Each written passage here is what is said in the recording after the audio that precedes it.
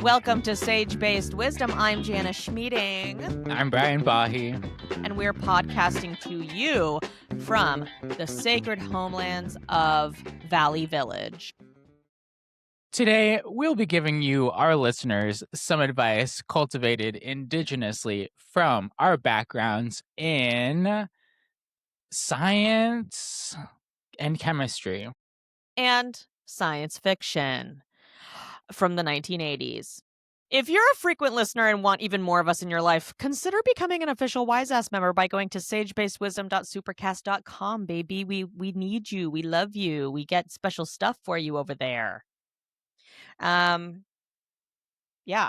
We don't have any special guests today. It's just Bri and I for the next few weeks. Aren't you happy?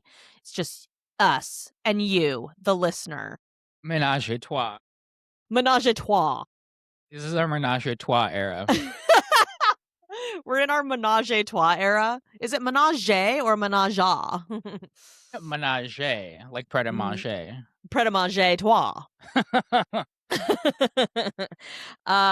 We are in our Ménage à trois era. Bri, we should just say, like, last night we did an event at the new chapter house. It was an event to raise money for ICE resistance movements in Minneapolis. Mm-hmm. And brought together a group of amazing stand-ups. We had you, Blake Pickens, Naomi Ekperigan, Jenny Yang,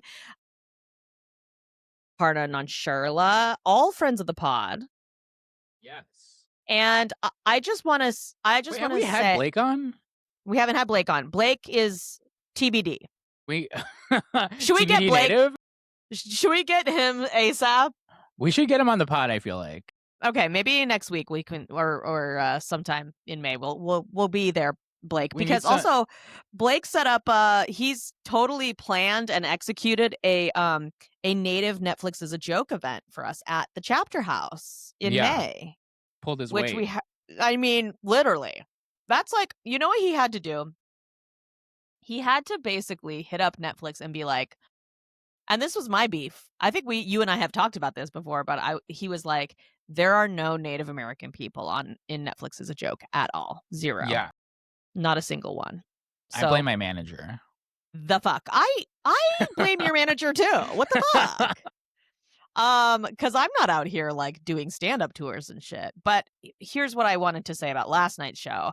I was privy to your set, and it was so good, Bri. It's really coming together. I'm serious. I'm having a lot of fun. I'm having a lot of fun. You're getting reps. Like, it's tight. It's like a good, solid set. You can tell that like the jokes are fresh, but they've also been practiced quite a bit. You know, it's like it feels like I'm comfortable in your hands as a audience member. Wow, and that's what we want. That actually means so much, because I feel like there are times where I can tell the audience is nervous for me. And and I'm like, you don't need to be. I can be nervous for myself. Yeah, I will be nervous for all of us, is what you're giving, kind of. Yeah. But no, it was like a different Bri. It was sort of like a confidence and a swagger that I haven't seen. This is crazy. And it's not like a swagger is too far. I want to say it is a confidence, and it's almost like a veteran stand-up, you know, where you're like, you're comfortable up there. You know, if something bombs, it's gonna be fucking fine. You'll get the audience back. It's like truly like something has shifted, and I gotta say, it's probably the reps, and it's probably the goal. It's for sure the goal. It's for sure the reps. It's a little bit of like, I'm back.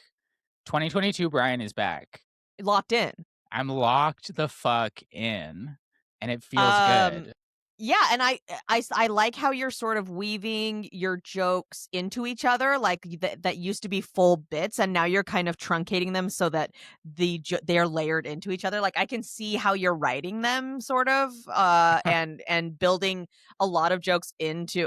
I just like was so happy to hear the what was the joke Uh, the pink eye joke, and Mhm. the punchline was, "And that person is me."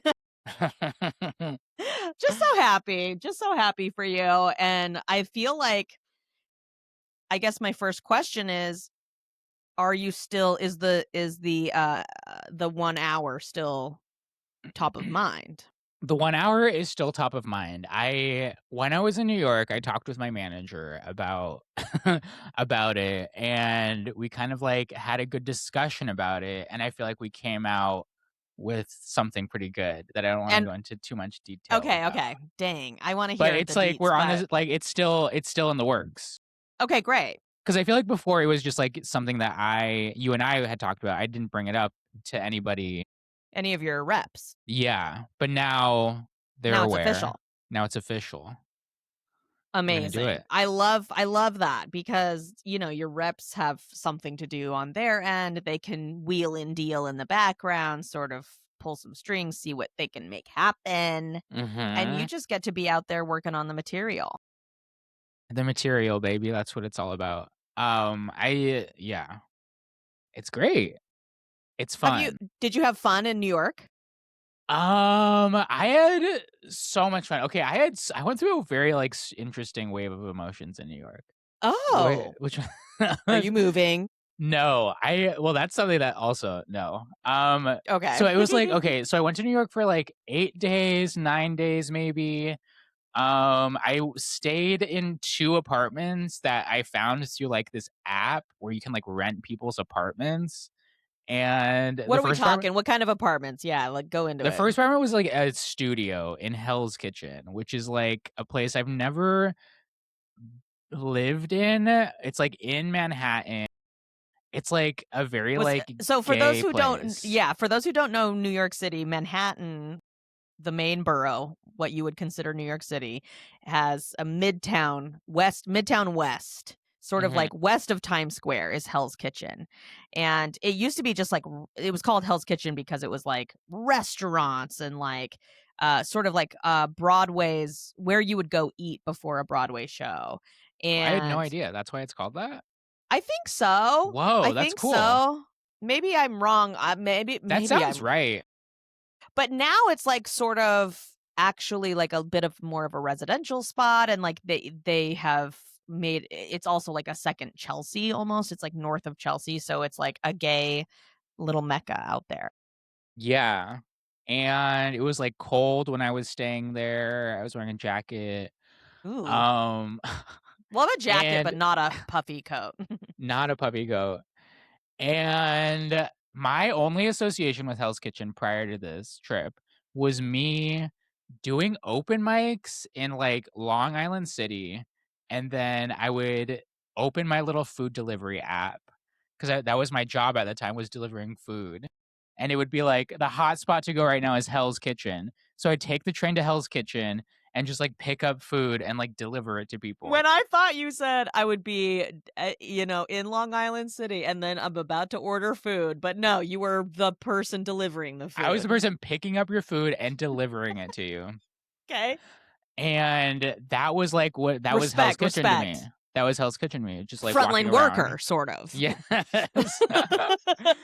So it kind of, like, brought back all of those, like, emotions of, like, "Oh my god, I was like, I used to be so young and, like, my Just dreams scraping to just get by with my Uber delivery job. literally, and I was like, "Oh my god, I've come so far."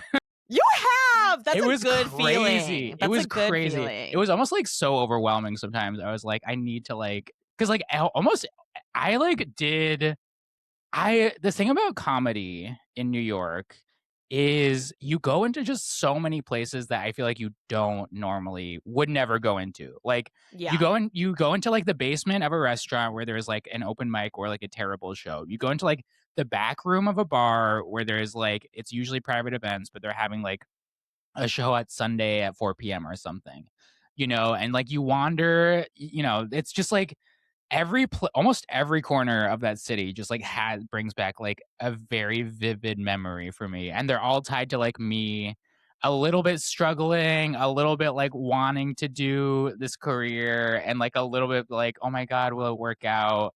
And then to like see those same landmarks through like this POV was like so crazy. And I was like, ugh. And so that was my first emotion. Yeah. And then, so the second half of the trip, I stayed at an apartment in Park Slope, Brooklyn, which is a place that Cha-ching, I'm like cha-ching, cha-ching. pretty, yeah, this one was like pretty nice. The apartment was really cute. And yeah, and like that place was more chill. It was kind of when I stayed there, the weather like suddenly got super nice and it was like high Mm. 80s.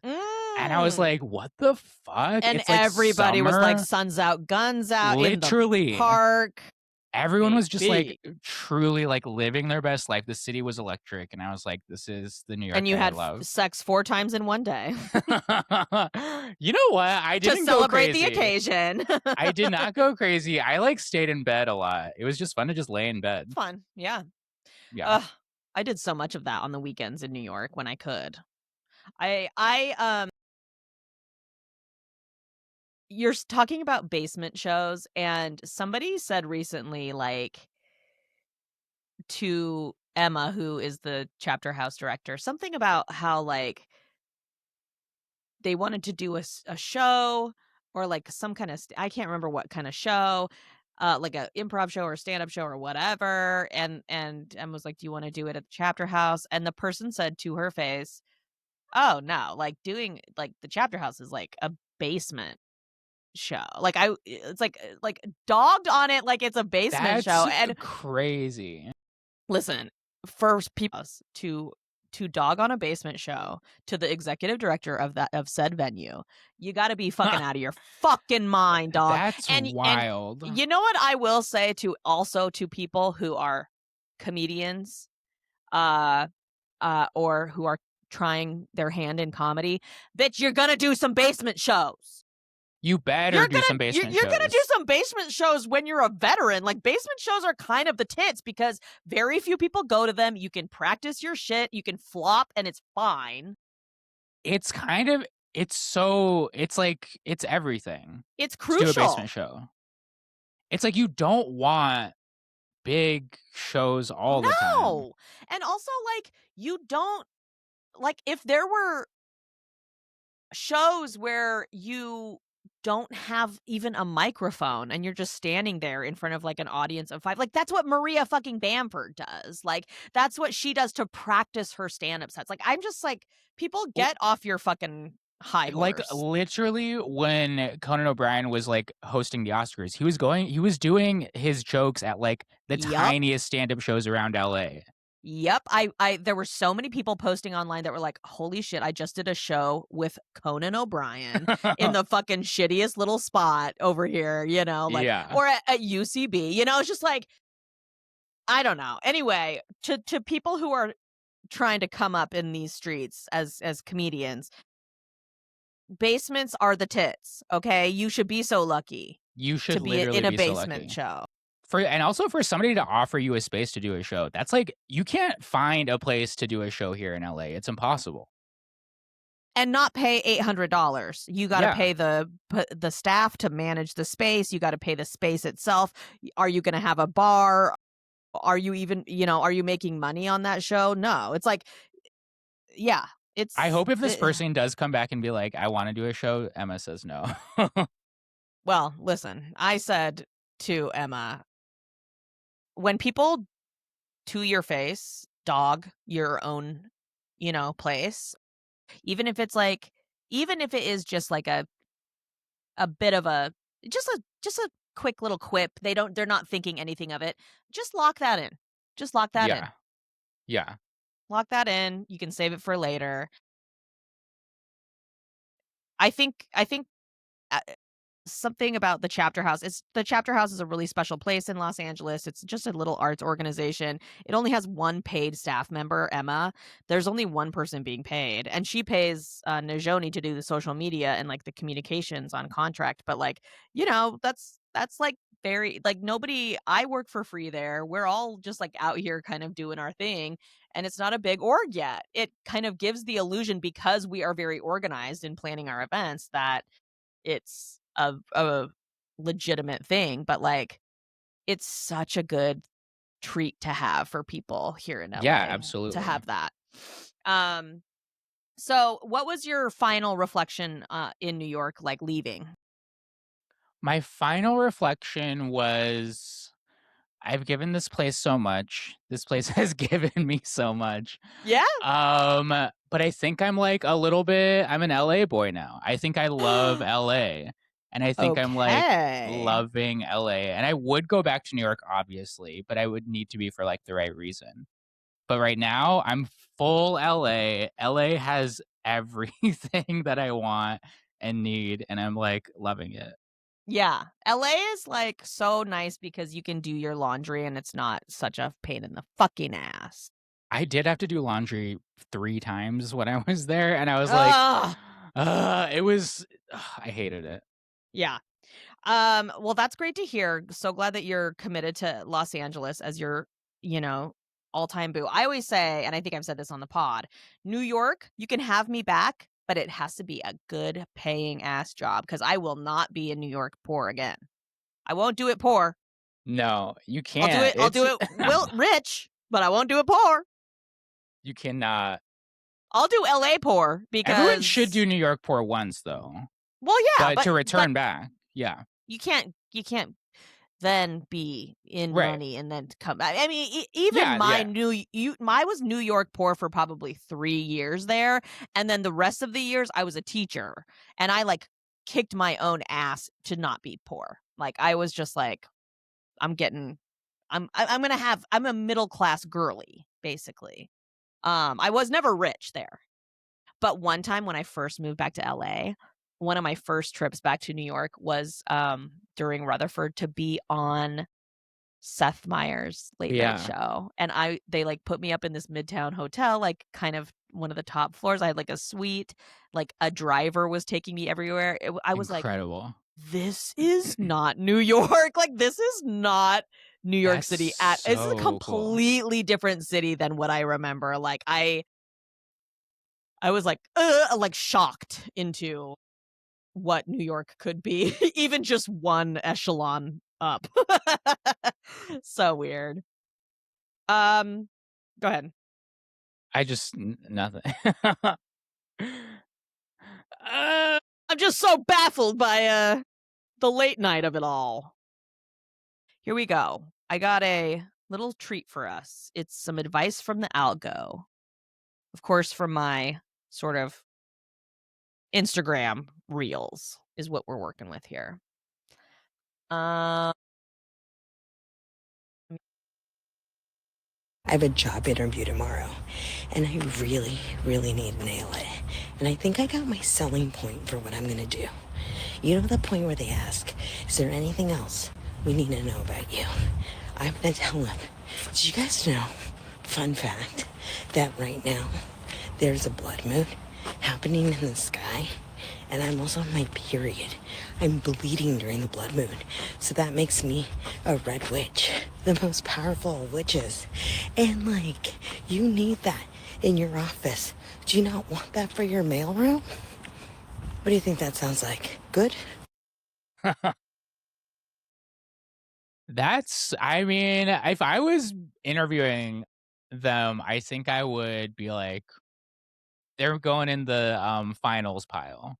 yeah, They're going in the next round 100%. pile. Even, like, seriously, if a woman came in and said that in a job interview, I would laugh so fucking hard. I would be like, "Girl, you're hired." I think That is you need to stand hilarious. out in these job interviews. You gotta You need to stand figure out. out a way. Truly, you do kind of have to stand out right now, because what do we have? We have so much against us in job interviews these days. Do you know We what have AI. Like people can just fucking like AI their way through job interviews now. Yeah, no, you need to show the human component of you. And Naomi said something last night to me, which I thought was very interesting. She said she saw the clip of us talking to Marcella Arguello, And she was like, "Oh, I didn't know you were like kind of just like so messy and like a little bit like, you know, you don't have your shit together." And I was like, "Oh yeah, yeah." She's like, "You're kind of just like, because in person you're very like prim and proper or whatever, very polite." And I'm like, No, "Yeah, that's my he cat." just wears glasses and polo shirts. Like, And that's I'm the only prim and like, proper thing. no, and I'm like, "Well, that's because I was like raised Catholic, and like I just feel like sometimes that's how I need to be." It's like after the 12th meeting, then I feel like I can fully reveal myself to somebody. And then she was like, "We don't have time for that. You need to lead with messy. You need to be your truest, messiest self right off the bat." Like, that's what we 100%. and I was like, "Oh my God, you're so right."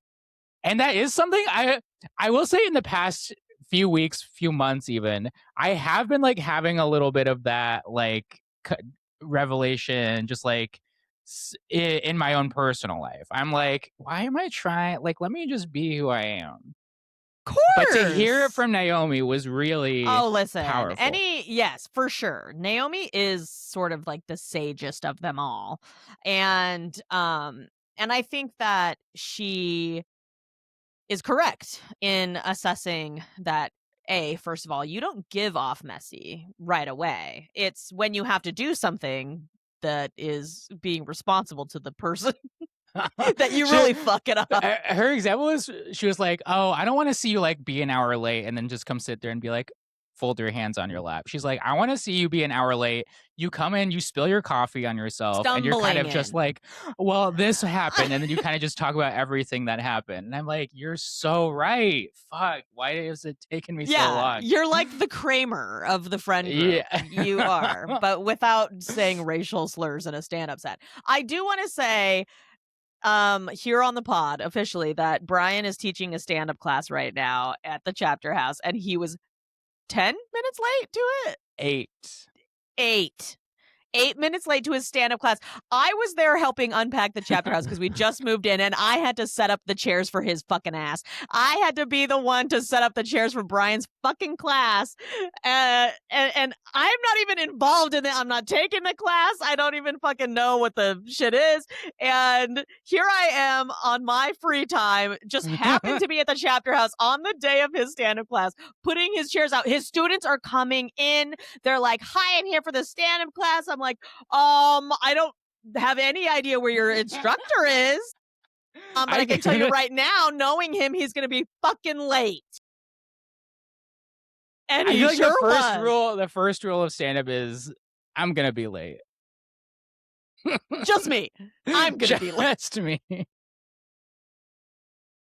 I couldn't tell if they were upset with me because when I first got there, they were all just staring at me, and I was like, this could either. And I was like, they were staring at me in a way that I'm like, I'm only 8 minutes late. Like they were staring at me like I was 38 minutes late and I did have a feeling I was some like, of them came very early. that's on them.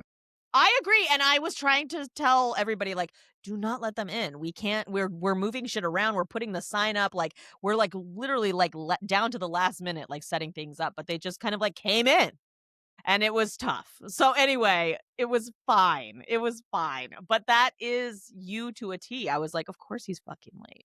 But you can't hate a Brian Bahe. And now, in it, almost like in parallel with what Naomi is saying, I try to cram everything in.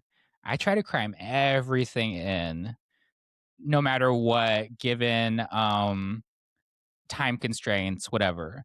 So if I'm running a little bit late, I am a little bit like, whatever will be, will be. Well, yeah. I mean, the only times that like that's really backfired on me. I mean, like there have been a few times and I've been like, yeah, you're right. I should try to be more on time. I'm trying to think of an example right now. I actually can't think of one, but I can't say what it is publicly. But yeah, it's only backfired a handful of times, but I do try my best. listen, you have to be on time for a job. Period. For your job, you have to be on time or you're going to get fired. For sure, for sure. And I am going to say, and I am. And you are. And I'm going to say this just as some sweet tea, Bri. You got to be on time for your class if you're teaching it. If you're teaching the class, you got to be early. Okay, you are early, so you set up the chairs and you're preparing your lesson, not stumbling in with the fucking iced coffee, being like, "Oh, whoops." There was a moment where I was like, do I get this coffee I'm drinking in a to-go cup? And then I was like, yeah, I do. You're crazy, dude. Oh man. But you know what? I think Naomi's right. Like, we got to lead with the mess, especially these days. Like, who fucking has it together? I had food poisoning for 24 hours. The last 24 hours, I just had my first meal. It was a bowl of cinnamon toast crunch. I couldn't resist it at the grocery store. I was It's like, I so have to eat good. something. It'll be cinnamon toast crunch. And so far so good, but like, I hosted a comedy show in the throes of like a degree of dia that I haven't had in ages. I haven't had food poisoning in so long. I was having like like fucking body aches and shit and like shivers and shit. It was just bad. That scares me. It was I know. I was like, God, if I have like a stomach flu, I literally can't leave the house. In fact, to the listeners, I texted Bri at one point and I was like, bro, you might have to fill in for me like hosting this show. Um and I probably should have done that in the end, but you know what is a great cure for any kind of ailment, any kind of illness or pain or what have you? Mm-hmm. Adrenaline. Absolutely. Performance adrenaline clears it right up. As It's soon your as I got out on stage and my butthole just went clink, like cinched shut, and it was like nothing's coming out of this shit. it really does something. It does. And I got home last night and I was fucking exhausted. I hadn't really eaten anything or drank anything but electrolyte water all day. And I was like, you know what? I think I'm gonna be fine tomorrow. Had a few laughs. Laughter is medicine, as they say. Mm-hmm. Laughed very hard at your set, at Naomi's set, at everybody's set. I was just chuckling back there. It was great. Great show. Great space. Check it out Great if you're in show. LA. Great space. Hit up Great the chapter security. house. Shall we listen to some advice from our Yes. listening audience? Here we go. Yo, how's it going? Love the pod. I have a question for you. And basically, I've done a master's degree in language revitalization. I do lots of work in my language. I'm a language teacher. I'm a language learner, and think that I'm ready to go back to school and pursue a PhD. And lots of people go into language work, do a PhD in linguistics, and it just sounds horrible. It feels like taking out every single piece of the fish and all the bones and all the guts and looking at that really specifically, when I really just like want to look at the fish as a whole and just really learn my language real good. So what I'm thinking is that maybe I should go into anthropology, and that could be a more holistic lens. But I want to know, like, is being an anthropologist, like an indigenous anthropologist, like kind of the same Sus. caliber as being a indigenous linguist? Do you think it'll be as tedious? Do you think it'll be as extractive? I don't know a lot of indigenous anthropologists. It always seems like other people are coming to look at us. But in the same way, I also don't know a lot of indigenous linguists. So yeah, what are your opinions? Let me know. I would love to hear it. Okay, que casa. That's a deep one, Bri. What do you think? I'm fascinated, and I do think anthropology is the way to go. I think is cool and it's interesting, but I think anthropology is more, you get like a broader view of everything. You're looking at stuff through like a wide lens. I think linguistically, it would just be like a very specific, smaller lens on something Sort of kind like of. applying your linguistics studies to a more hands-on. Yeah, and I think you would be able to learn more about the context of, like, words and shit if you're doing anthropology, and I think Mhm. that could inform I'm sure you can, like, do an emphasis in linguistics or something like that, and I think what's cool about PhD is, like, you can almost make it whatever you want it to be. Like, you can do anthropology and, like, do a linguistic, like, you know, approach or something like that. Totally. I kind of agree with you, I think. You know, on Monday and Tuesday of this week, I flew 24 hours. I was in Michigan. I was in Ann Arbor, Michigan at Michigan University of Michigan, U of M, UM? Mhm. UM. Uh I was I was talking to the native students there, and then I ended up talking to after the Q&A, I ended up talking to the faculty, and I met a lot of linguistics, like Anishinaabe linguistics folks who are like studying linguistics, um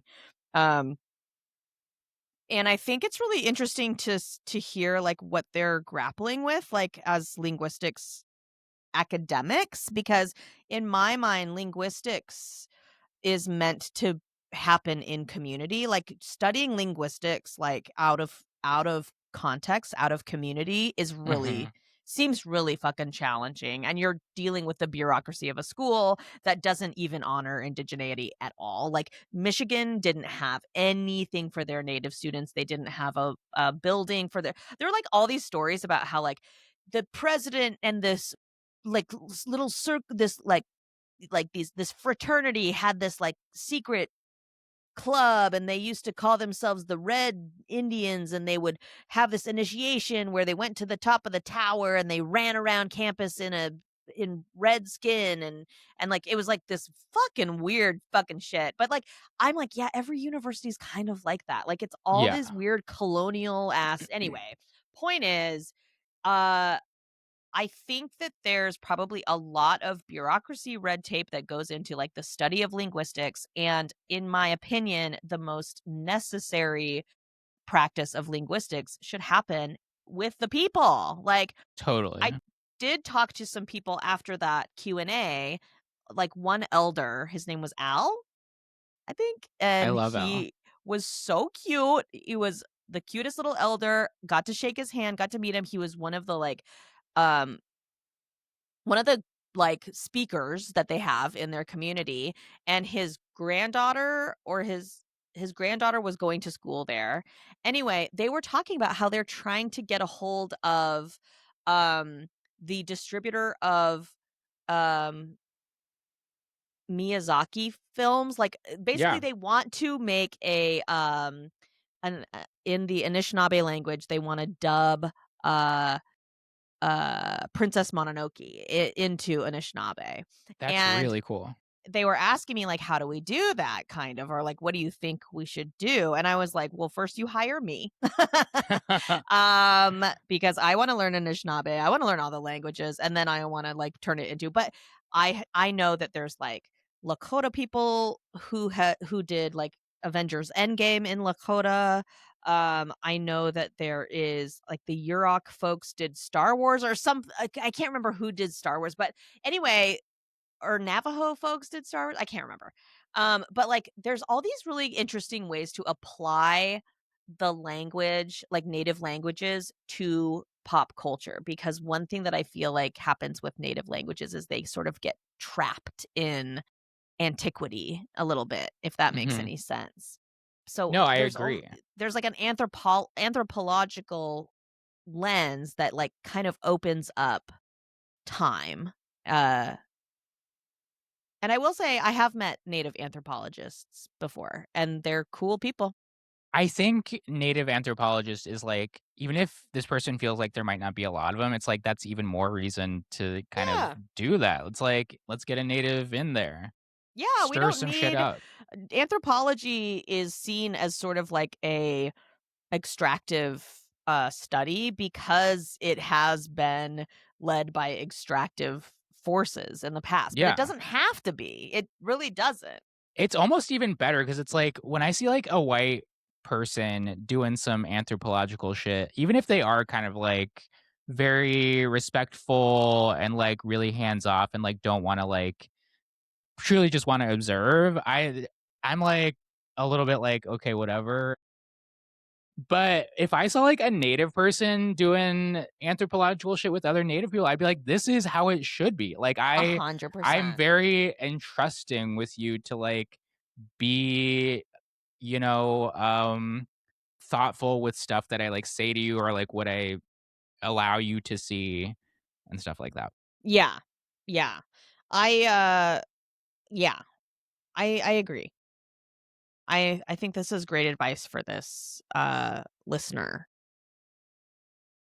And also what you said about a PhD.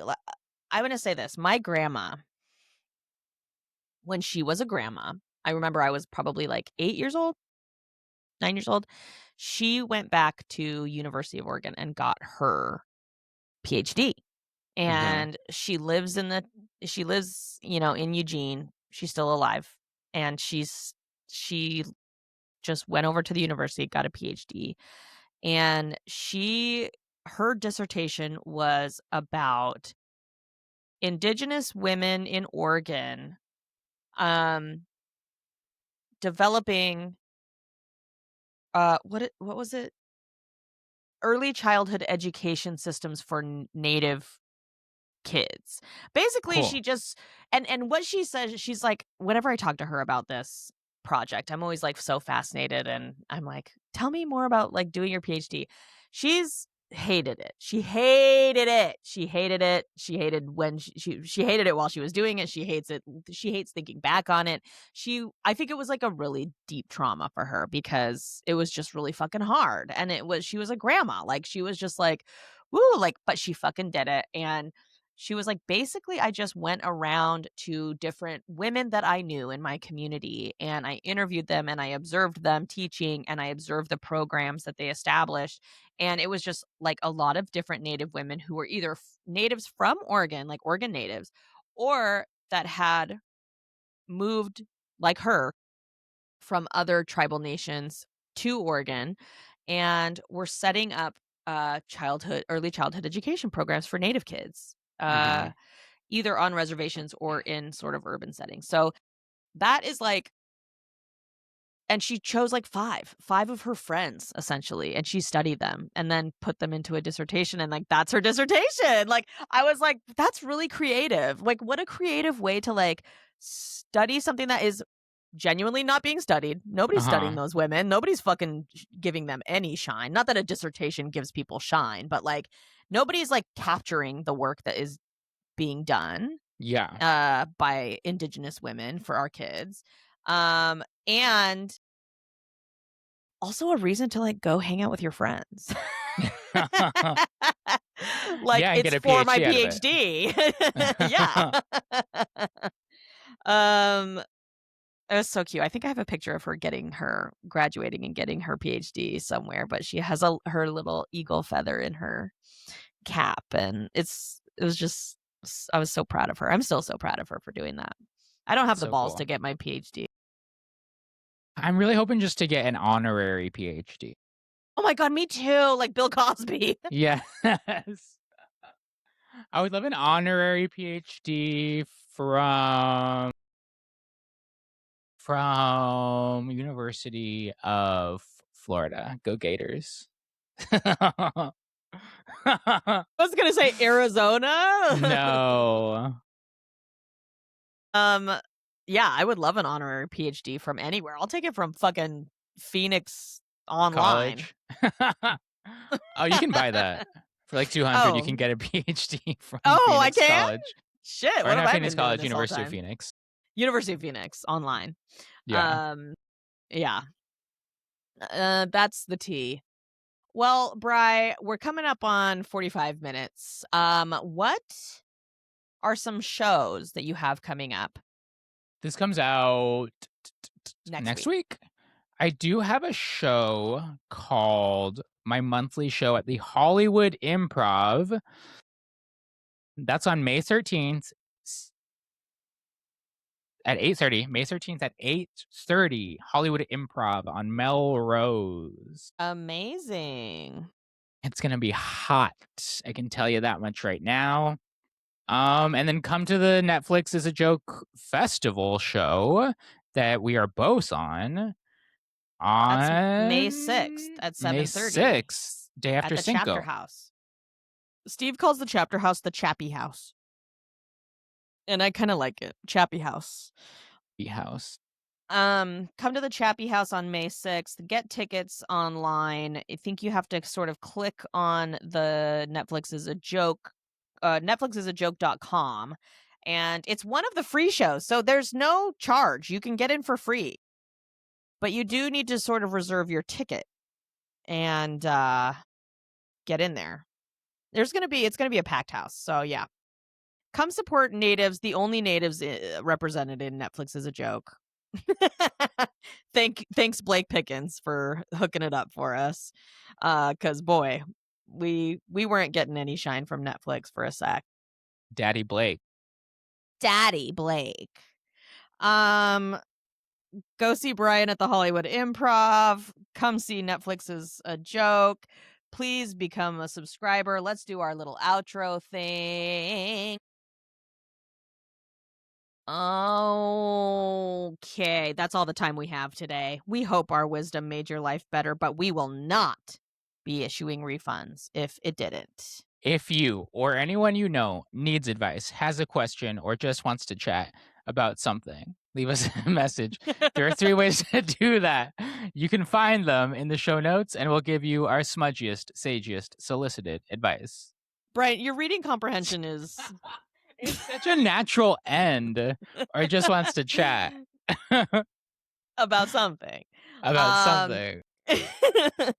As always, we'd love you to follow us wherever you listen to podcasts and on YouTube. We need you to watch us on youtube.com. That's the whole reason we're like recording the thing. And again, please support our work by becoming an official Wise Ass. We're going to go do a few more jokes over on the Wise Ass episode. So for a meager sum every month, you get to have more Brian and I in your life. That is at sagebasedwisdom.supercast.com to become a Wise Ass. Until next time, thank you so much for tuning in. Hagone. Toksha.